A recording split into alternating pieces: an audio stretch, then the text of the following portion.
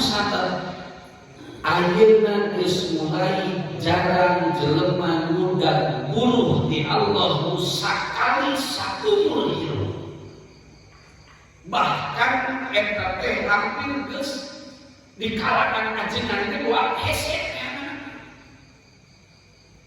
Mana buluh di Allah sakali saumur hirup asli dibikeun ku Allah. Asal urang boga aya husnul khotimah.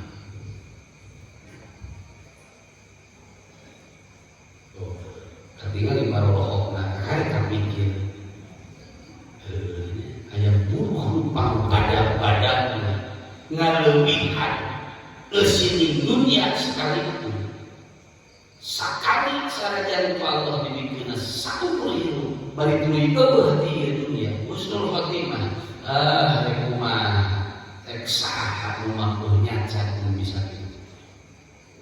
Tadi kita hese nu hayang boga budagan kadinya teh lolobana teh mun aya nu maot tadi almarhum mun bangpangankeun loba nu ngadoakeun mugia pupus dina kaayaan husnul khotimah nu ngadoakeun mah cari teu lincah kabeh tak pikir aya